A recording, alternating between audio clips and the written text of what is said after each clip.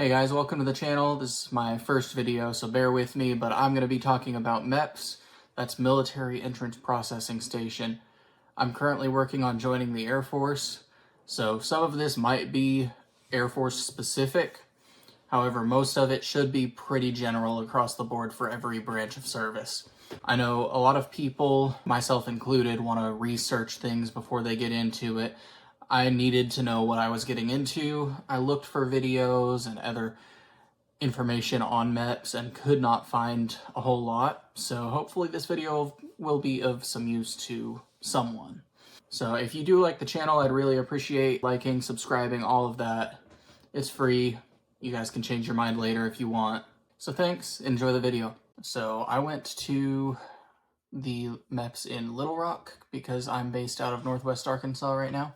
First, I'm going to start off by talking about before you go to MEPS. You've got to turn in paperwork, get approved to go to MEPS, which isn't a big deal if you don't have anything that could be medically disqualifying. If you need a waiver, then it gets a little more complicated. My advice to you is be straight up honest with your recruiter. Tell them everything that might even possibly be a disqualifying factor. They can advise you on where to go from there. Most of the time, it's going to involve getting a waiver. For me, I have previous history with ADHD. I'm not really affected by it anymore. I haven't been affected by it for several years, but because I did have ADHD at some point, I do need a waiver for that. And we'll get more into what happens with that process later on. But basically, long story short, we just went into MEPS without applying for any waivers, and now I'm post-MEPS. I didn't get to swear in at MEPS because now I'm having to apply for waivers. So it's kind of a give and take on whether you want to get your waivers done ahead of time and only go to MEPS once, or if you want to make multiple trips to MEPS. So next, I'm going to talk about going to MEPS. So the day has come. It's time to go to MEPS. You're excited, you're nervous, you're possibly, if you're like me, there's that thought in the back of your head, maybe they'll find something you didn't know about and you'll end up getting disqualified. There's always that possibility, but I'm here to tell you MEPS is not scary. It's only as scary as you make it. I got to my recruiter's office about 10 in the morning. My recruiter had some stuff to do at a local high school, so he wanted to meet a little earlier. My recruiter's office is in the mall here at my local area. So I met with him at about 10 in the morning. We went over everything. He gave me the paperwork I'm going to need for MEPS, and we briefly went over what's going to happen at MEPS. He left, and I kind of wandered around the mall for a few hours, and then got on the shuttle. The shuttle from the Northwest Arkansas area to the Little Rock MEPS is kind of cool. It's a little, like, less of a bus and more of a little van, and it was driven by this guy, tall white dude. He was scruffy, wore a trench coat and a really cool, like, pointy hat with a feather. One of the guys I was with called him Wizard Man, which kind of caught on, and the rest of us called him that. It was pretty cool. He was a cool guy. He jammed out the whole way. He had his music on and just rolling down the highway. The 4-hour drive that it took us to get to MEPS, he was living his best life the whole way. Anyway, we stopped about halfway there. We stopped in Fort Smith, Arkansas to pick up 2 other recruits. One was another Air Force recruit like I am, and another was an Army recruit. Sorry, my cats are making noise. One was an Air Force recruit, another was an Army recruit. They got on the bus and we continued on towards MEPS, another about 2-hour drive. We stopped, I believe, twice on the way there for snacks and bathroom breaks and whatnot. All 4 of us had to take our ASVAB when we got there, so we didn't go to the hotel when we first got there. As soon as you get into, at least for Little Rock, as soon as you get into Little Rock, you go straight to the MEPS building. You go through a metal detector. They check and make sure you don't have any weapons. Guys, don't bring any weapons because they will confiscate it. One guy, the Army recruit that was with us, brought a little foldable pocket knife. It looked like a little debit card, but it unfolded into a little knife. They confiscated that and got onto him pretty hard about it. So just don't bring any weapons. It's a good way to... I've heard that people get sent home over that. I didn't see it this time whenever I went, but they did take his knife. He didn't get to get it back whenever he left. So anyway, we got through the metal detector. We stored all of our belongings, including our cell phones, everything we had, in the little baggage room, and they sent us to the testing room to take our ASVAB. The ASVAB wasn't super difficult. I scored a 78 overall. I got decent line scores as well. They have you take the ASVAB, as well as if you're joining the Air Force, I believe it's just for the Air Force, they have you take a cyber aptitude test, just to kind of test to make sure that you have the right aptitude for certain cyber jobs like cybersecurity, cyber warfare, that kind of thing. If you're not joining the Air Force or you're not interested in cyber jobs, then it's not a big deal for you. I would suggest doing your best on it anyway, because sometimes, you might get a cyber job that, might be better than the other jobs that are available that you just absolutely don't want. I don't know how I did on the cyber test. I didn't really ask. I'm not super interested in cyber jobs, but if one is offered to me, I'll take it. That being said, I got my score. We stayed at MEPS for about another hour or so, waiting for the rest of the candidates to finish their ASVAB, and then we got put back on a bus and taken to the hotel. They put us in the 4 Points at Sheridan. Pretty nice hotel in Little Rock. I mean, it's in Little Rock. It was kind of sketchy, and the MEPS representative at the hotel warned us not to go outside because it was in a more of a sketchy area of Little Rock, so that was nice. But anyway, you get to the hotel after taking your ASVAB, if you haven't already, and you won't check in like a normal hotel. You're going to go to... These hotels have specific rooms where you'll have a MEPS liaison waiting for you. And she or he has your room cards, your room assignments, and a little video about the medical portion of MEPS, and basically what to expect for the next day that we all have to sit through and watch. And after we do all of that, we get our room assignments. You can head up to your room for a bit. They'll serve you dinner that night. And my specific MEPS liaison had us come back down and just kind of do a little Q&A with her, just in case we had any questions about what was going to happen the next day. That was at about 8 o'clock that night. And then we went upstairs and went to bed. You want to go to bed as early as possible this first night, because the next day you're going to get up at, way early. I think they had us up at 4 in the morning. Yeah, we came downstairs, ate our breakfast. Again, the hotel provides you with breakfast. And then they loaded us up into the shuttle, and we were back at the MEPS building by like 5:30 in the morning. Again, going back through the metal detector. Again, no weapons, nothing like that. So we stored our baggage and our phones back in the baggage room, and then they brought us over to the MEPS briefing room. And before you do all of that, before you walk in, at least at Little Rock, they kind of sorted us whenever we got there. Sorry, I'm backtracking a bit, but as soon as you get off the shuttle, at least at Little Rock, they sorted us into two groups. Those of us that were joining the delayed entry program and potentially hoping to swear in, and those of us that were shipping off to basic training that day. Because obviously those entail two different things. If that's your first time at MEPS and you're joining delayed entry program, then you're going in for the full thing. You're doing your medical, you're doing everything. If you're going to ship, you don't have to do a MEPS brief the second time. You do a brief medical exam, and then you're back to the hotel until it's time for you guys to leave. Well, I'm actually not sure on that. I don't know if they go to the hotel or if they take them straight to the airport after their medical. I haven't done that yet, but I will be sure to let y'all know whenever I know. Obviously for me, I got in the first line for those that were going to do the whole thing.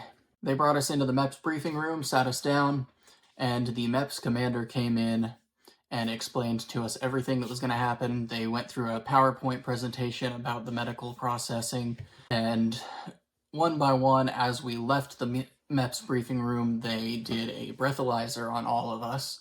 That's another thing. The night before, don't drink. Your recruiter might warn you, don't use any kind of mouthwash or anything that has alcohol in it. You don't want to not pass your breathalyzer, because they will send you home without even, you won't be able to do any of the medical processing. You'll be sent home before anything even gets started, really.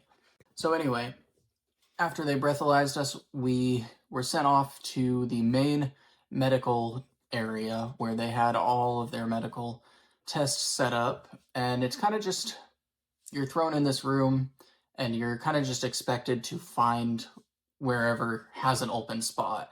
So for me, I went straight to Vision because there was a guy standing outside of Vision telling me to go there because they had an open spot. So I walked into Vision. Vision specifically for the Air Force is a little bit different because you have your normal vision and color vision tests, but you also have a depth perception test that you have to pass. The depth perception, I cannot say that word. The depth perception test is kind of difficult. I honestly did not think I passed it.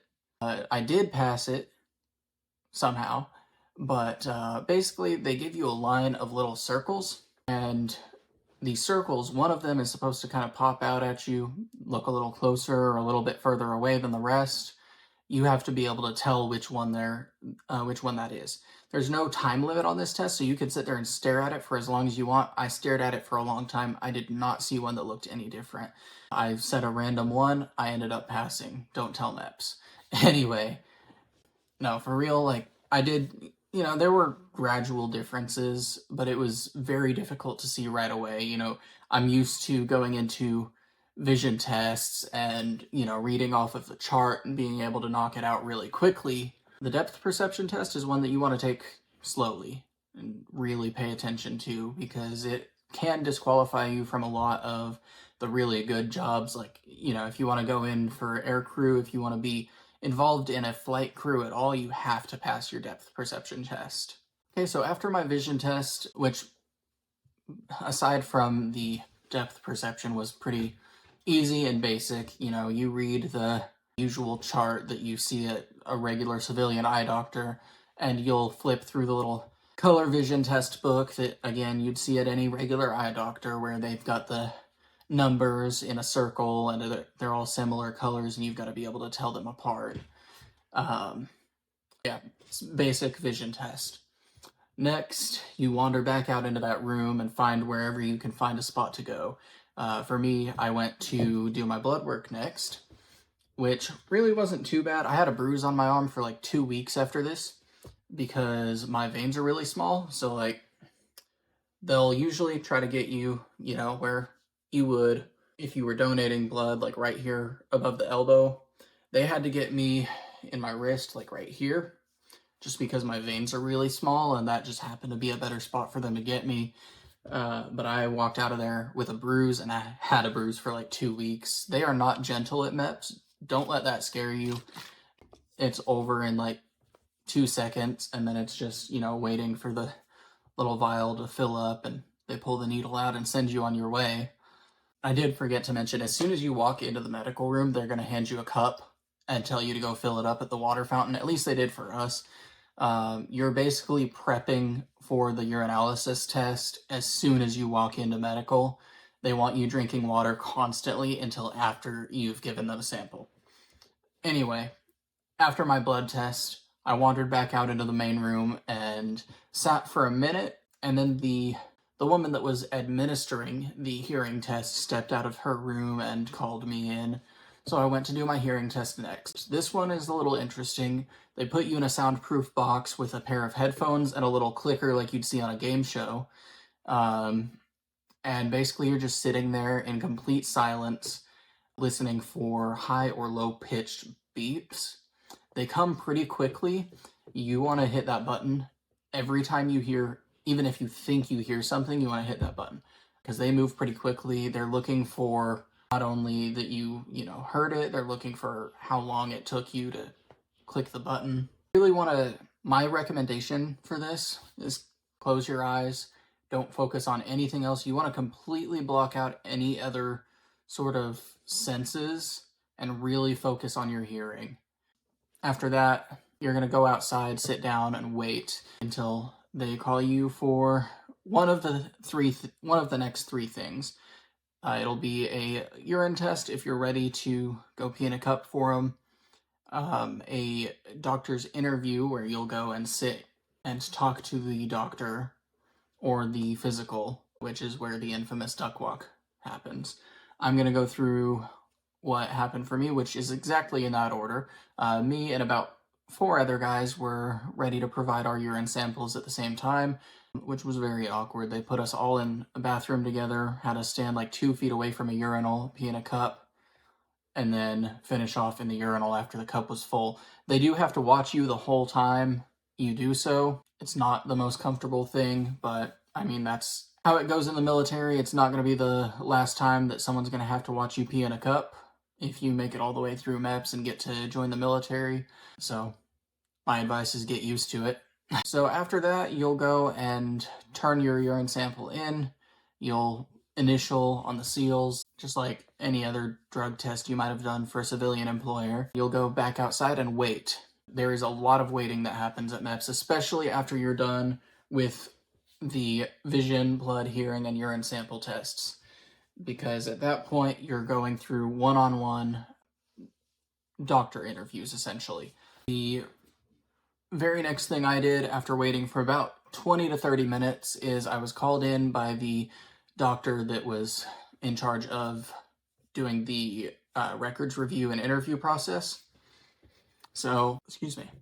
She called me into the office, shut the door, had me sit down, and she sat down at the desk across from me, and we started going over my medical records, which is where she brought up my ADHD and 2 other things that I didn't even know existed. Apparently, at some point in my life, whenever I was like 6, maybe 7 years old, I had seen a doctor for anxiety and adjustment disorder because, you know, my dad was in the Army, so I was moving a lot, and I had trouble adjusting to a new school, as a kid of my age does. But anyway, that doctor that I saw one time for that put anxiety and adjustment disorder on my permanent medical record. MEPS saw it, and they flagged it, and so now I have to get a waiver for ADHD, anxiety, and adjustment disorder. Lesson learned there, don't go to the doctor unnecessarily.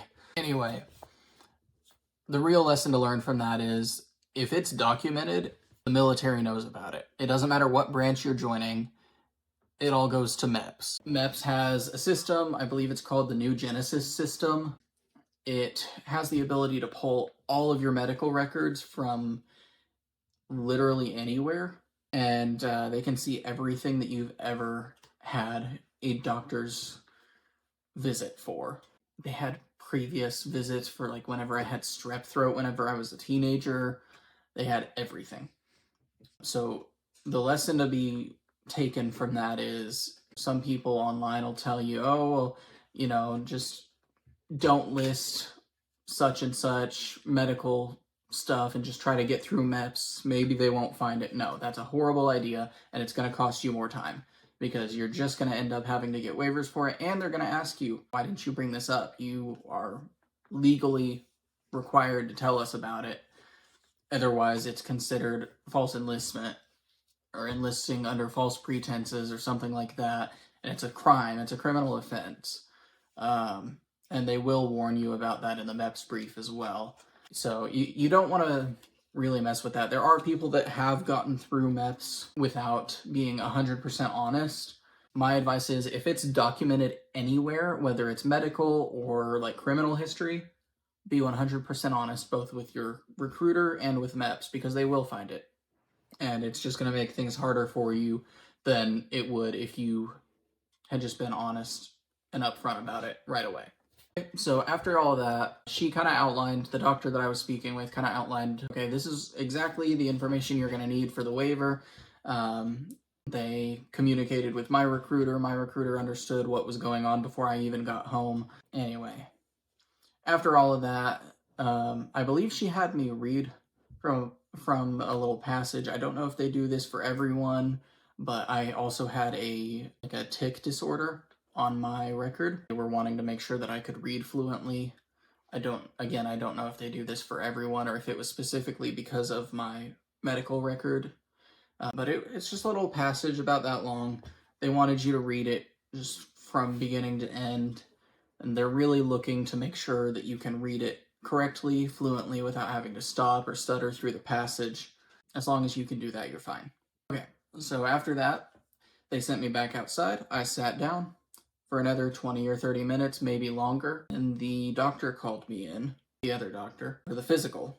This physical is super awkward, but again, it's one of those things you've got to get used to in the military.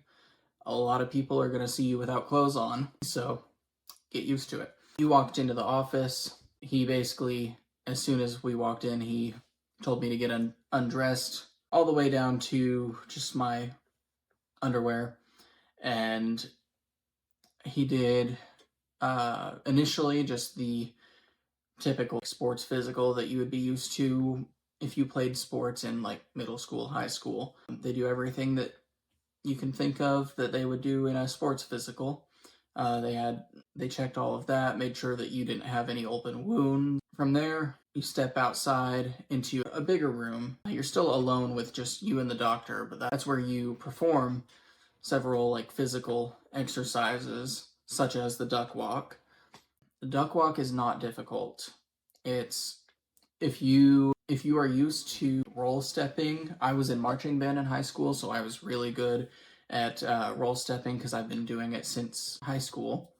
That helps a lot because what they want you to do as part of the duck walk, it's not just waddling back and forth on your feet while you're crouched. They want you to kind of roll with your heel down to your toe with every step you take. They had me do that, take 5 or 6 steps forward, and then they have you turn around while still in that duck walk position. They have you do a full 180 turn and then walk back towards the doctor. And he's looking to make sure that all of your muscles are working correctly and that you're able to maintain your balance there. It's really not difficult there. It's really not a difficult test. It's pretty easy to get through and it doesn't take very long.